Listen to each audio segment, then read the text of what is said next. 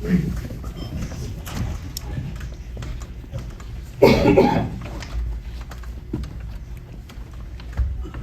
everyone doing?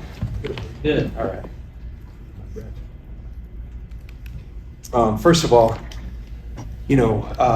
on behalf of Kyle, our families, our organization, just wanted to let the folks in LA, I'm a Southern California guy, know a lot of people down there and people who've been directly affected already, and I'm sure there's going to be more. So our hearts do. We've been sitting in, what we call our mind meetings, talking about all our players on a closeout, and your mind keeps drifting because, man, it's rough down there. So our thoughts and prayers do go to the folks and people of LA, that things calm down. So we'll start with that, and then we'll open up for questions.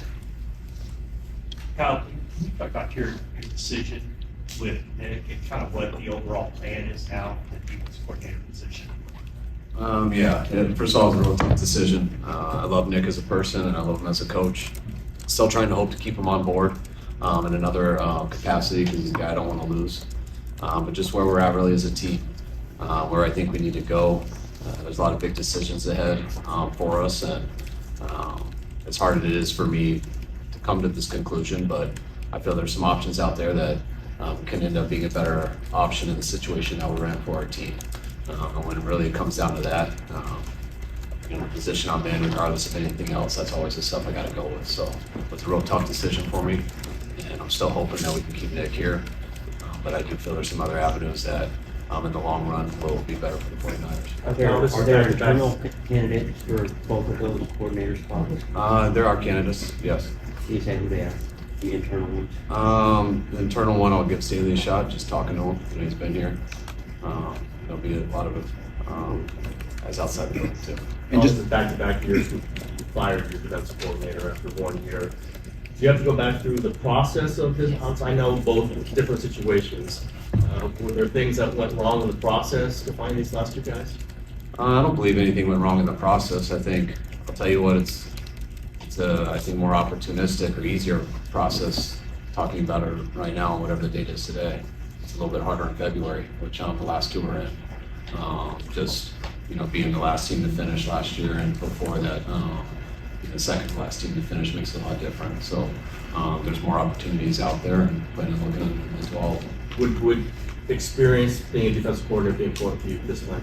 I think some of the stuff that, just where we're at, some of the decisions that we got to make and things like that. I think having the experience of going through this before, building things before, I think is definitely a bonus for me. It helps me with some stuff, so the stuff I will look into. But again, you always, regardless, you don't want to put just any handcuffs on your decision. You can always try to figure out the best one.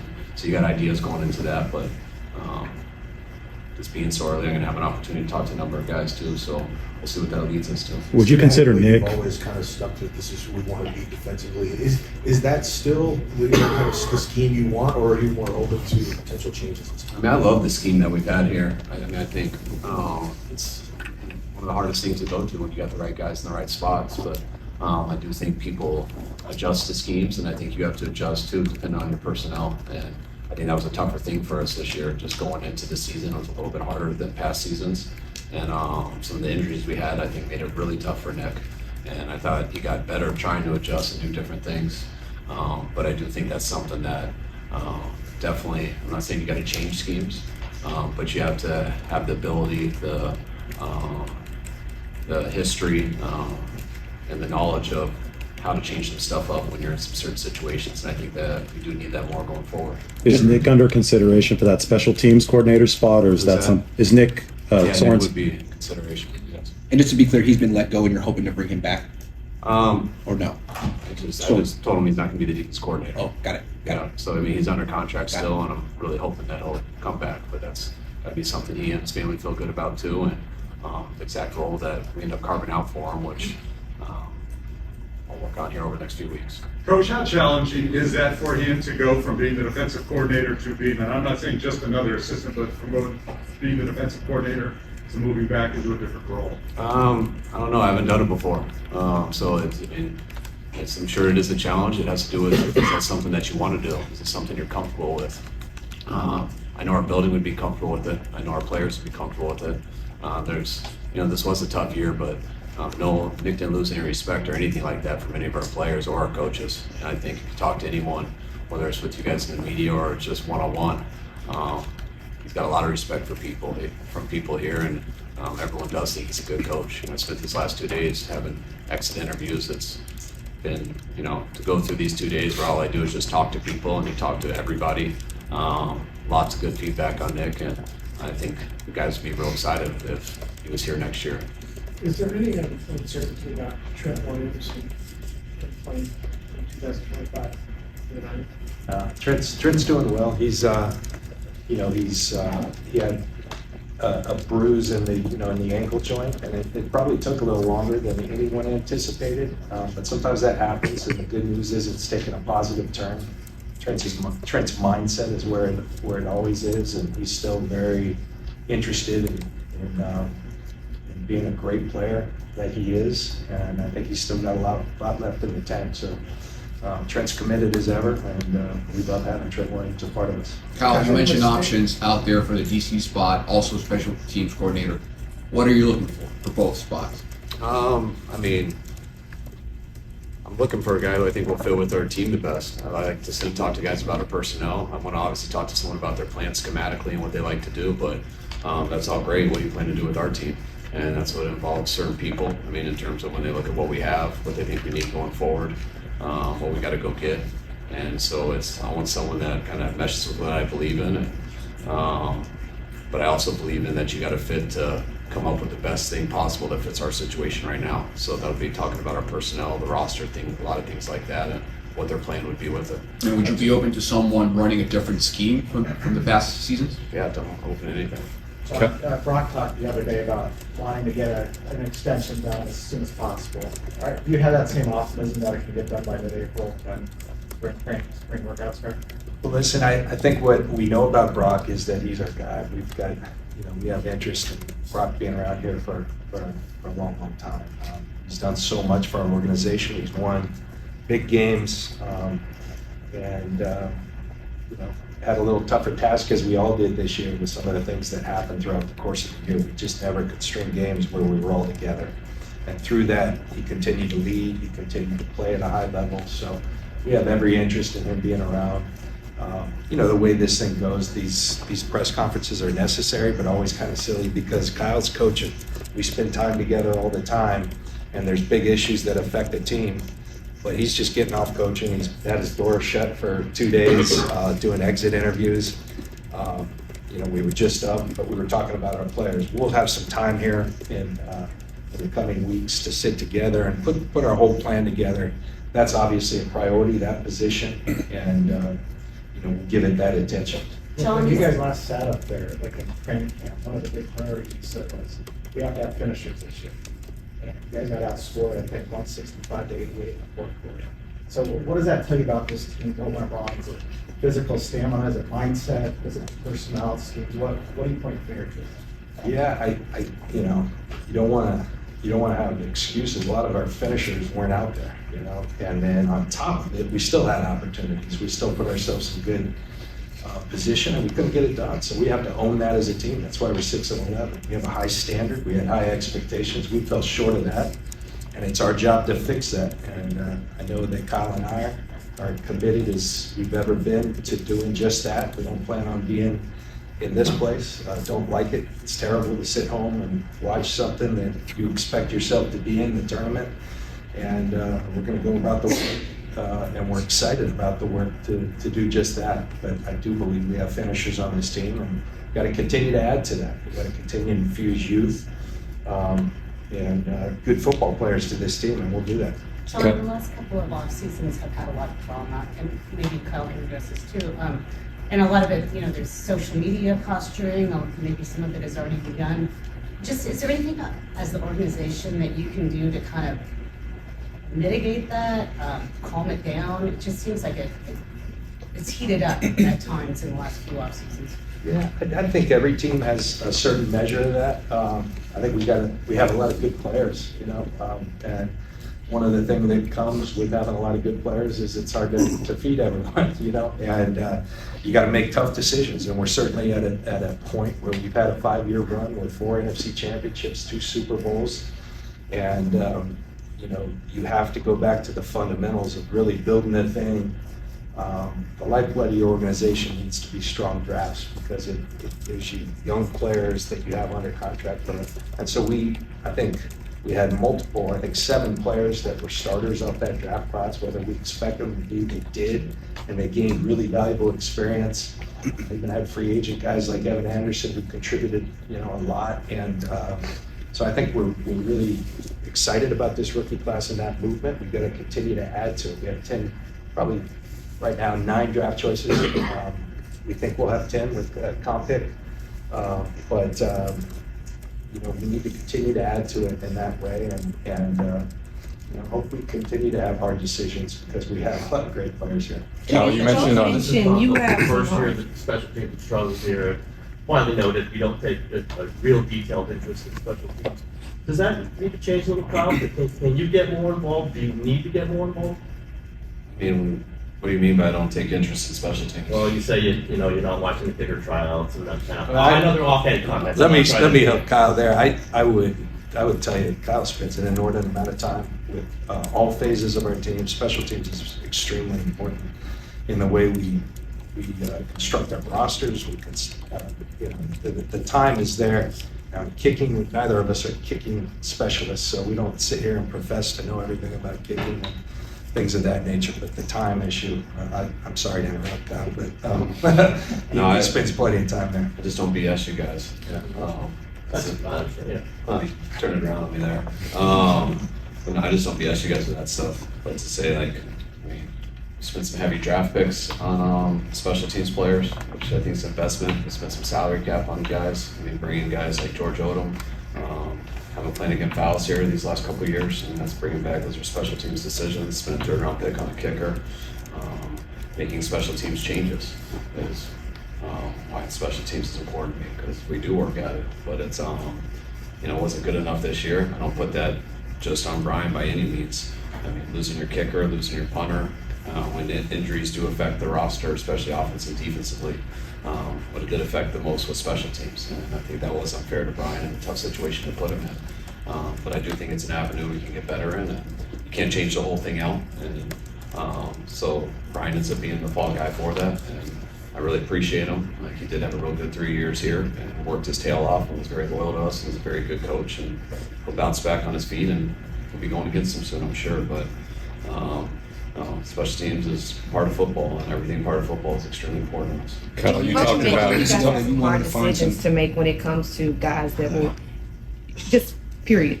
Looking forward, you have some hard decisions to make when it comes to roster changes and coaching changes, right? So there are some videos circulating on the internet from the families of a couple of players that would lead some people to believe that Drake Greenlaw knows whether or not he will be here or not. Has there been any conversation where he's been given a definitive answer of his No. future as a Niner? No, we don't even know, guys. We haven't spent much time together yet. I've had 2 days with exit interviews with players and coaches.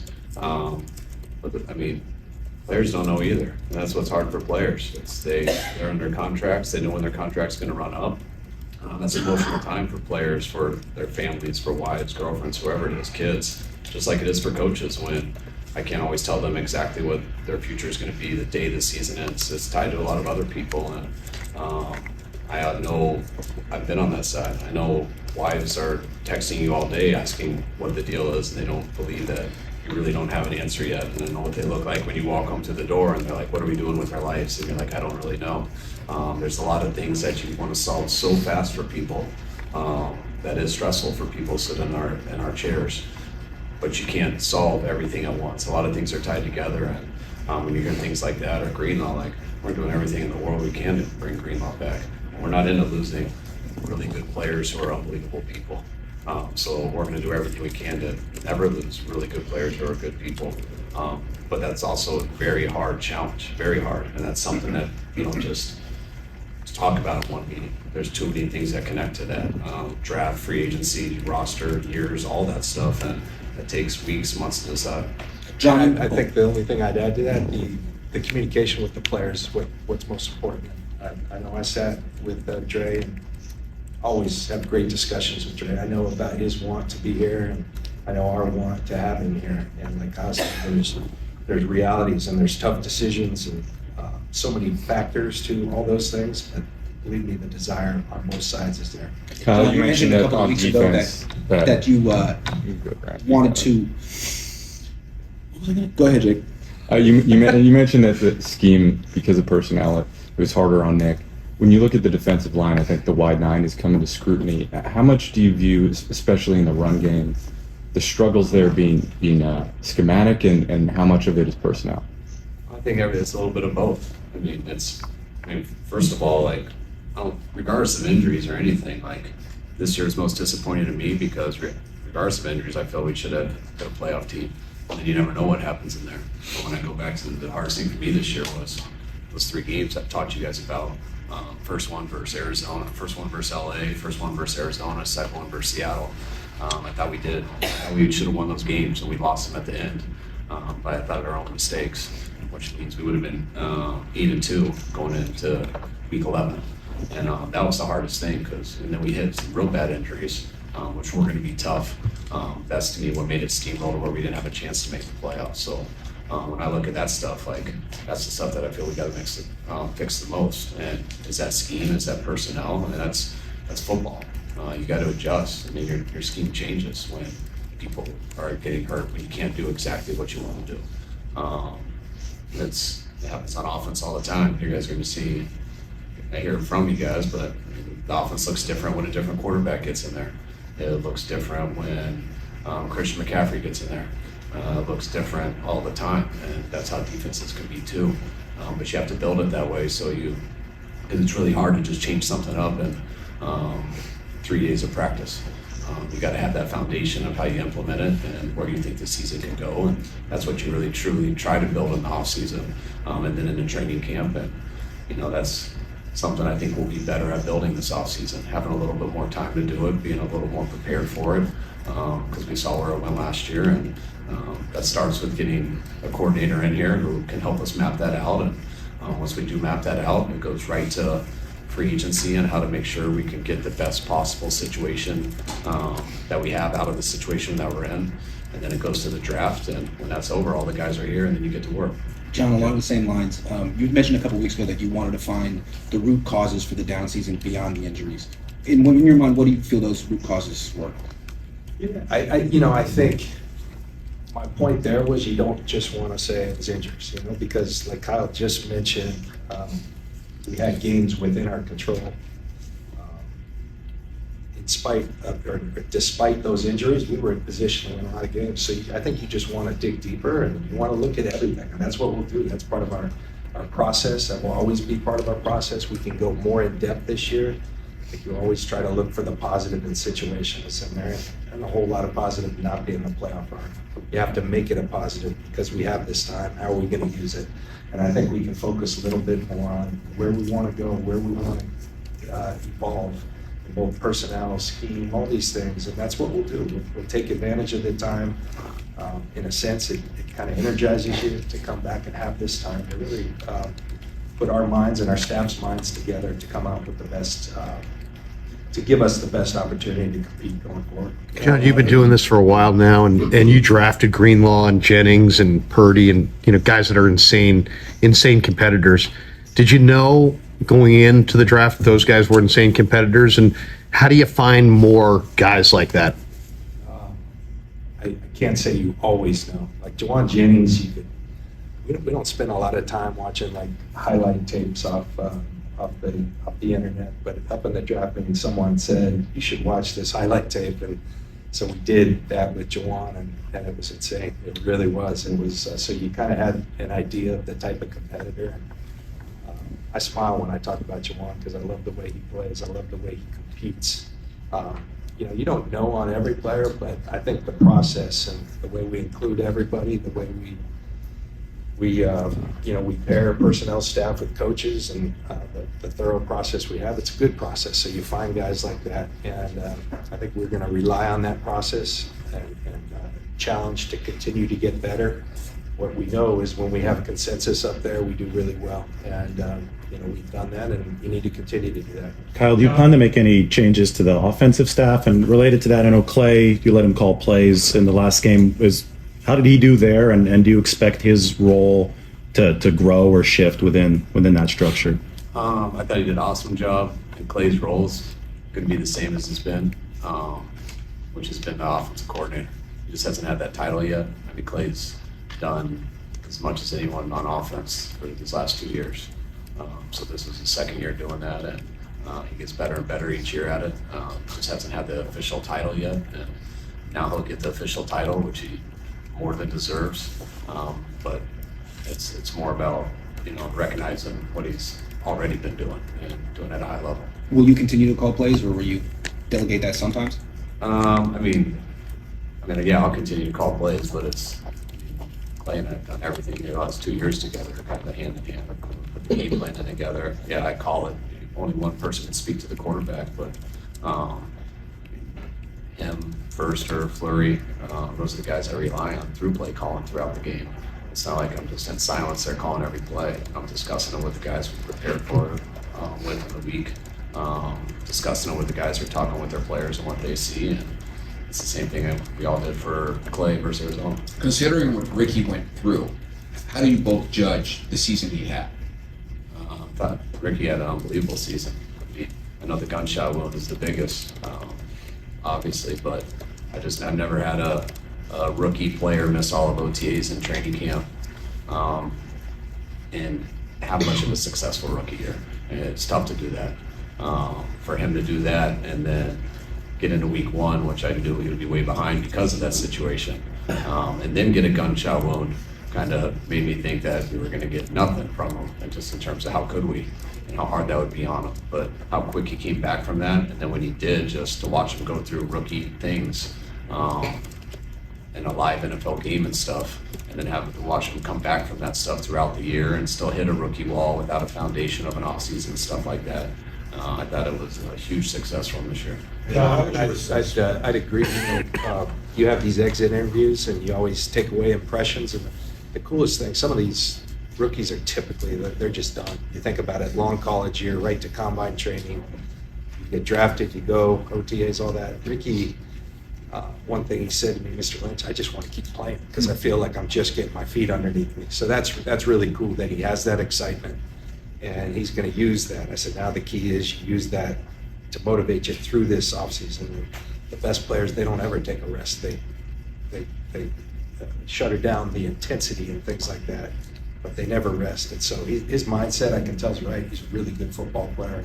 Proud of the way he handled a lot of adversity, things that nobody could anticipate, and worked through it. And I think we're going to have a really good football team. On that note, behind the scenes, we talked to Mooney kind of for the first time yesterday since what happened to him and with Trent and Chris Firster and Ricky. I mean, you guys had a lot of things that are not typical, pretty brutal behind the scenes.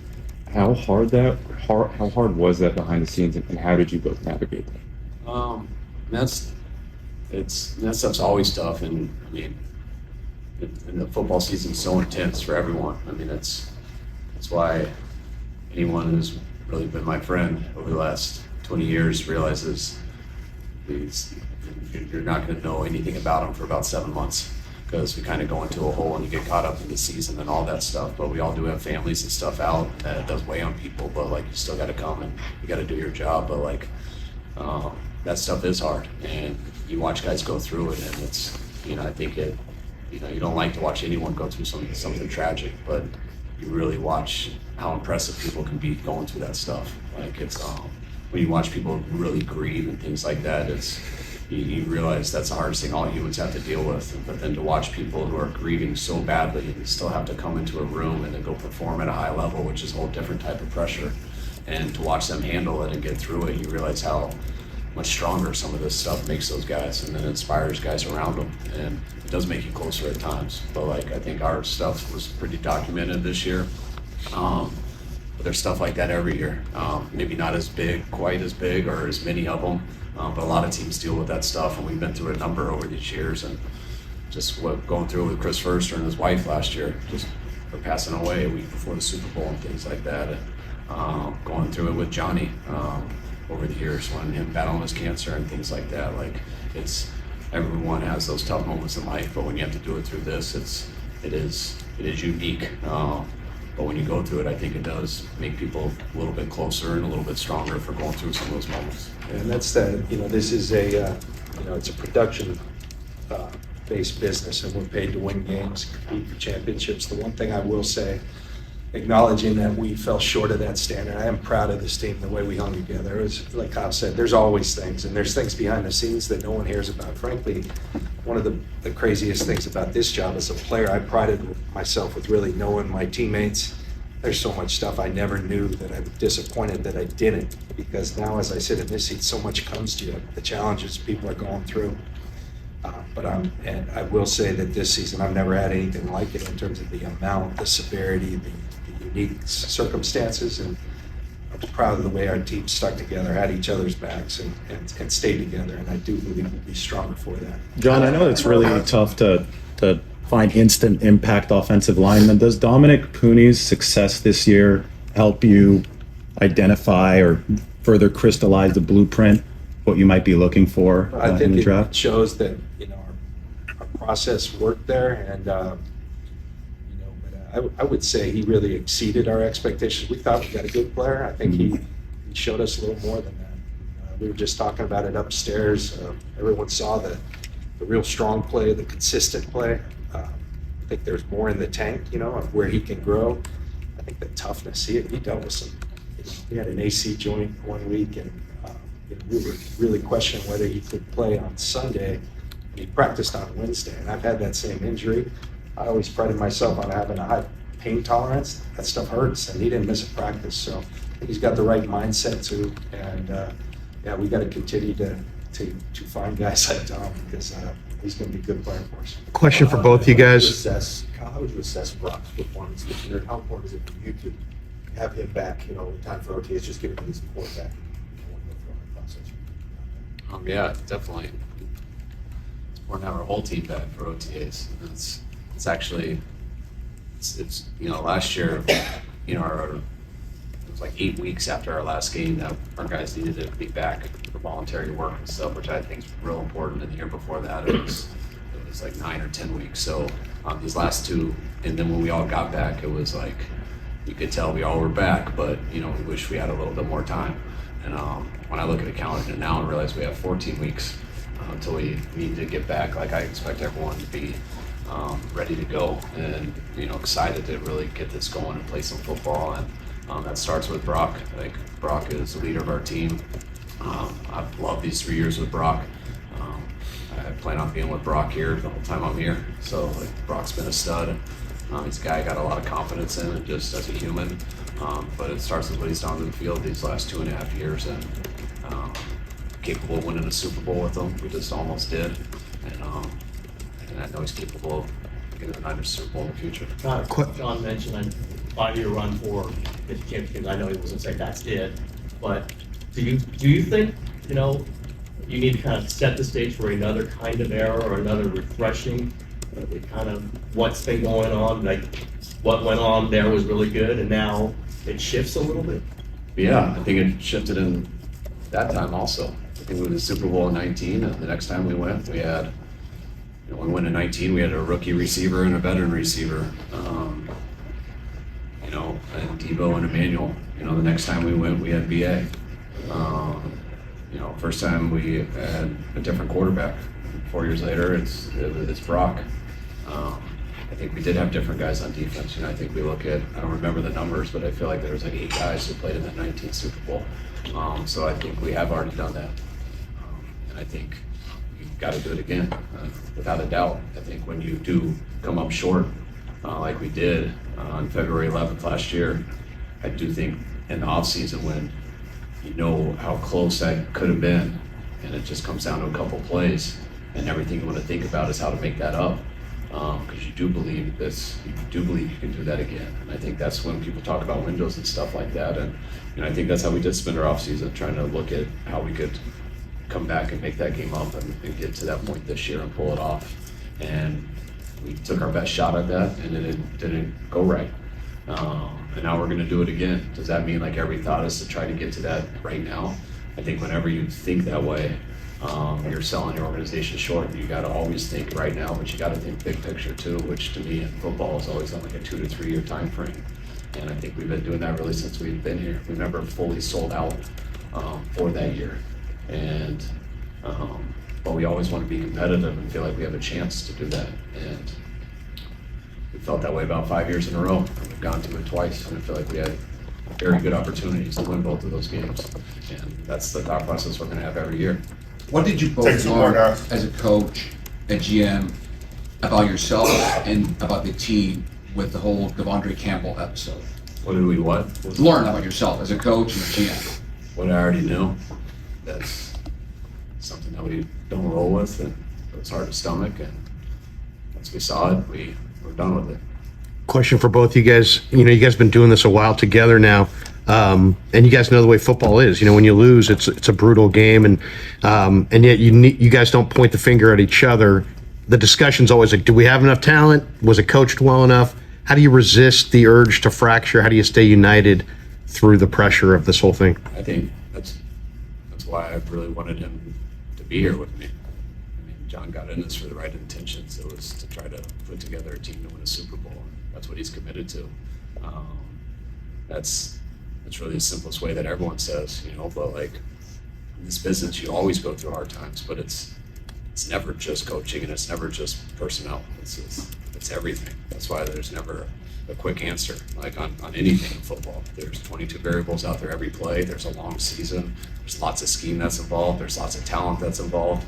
There's lots of just random stuff with injuries, referees, like schedules, weather. There's so many things that goes into play. And if you're in an organization where people's number one concern is surviving, which that doesn't mean they're a bad person. There's a lot of people who don't like to move their families, and there's a lot of pressure on people in that way. But when you know the character of a person and why people get into it, like John's not ever going to do something or talk in a way just to survive.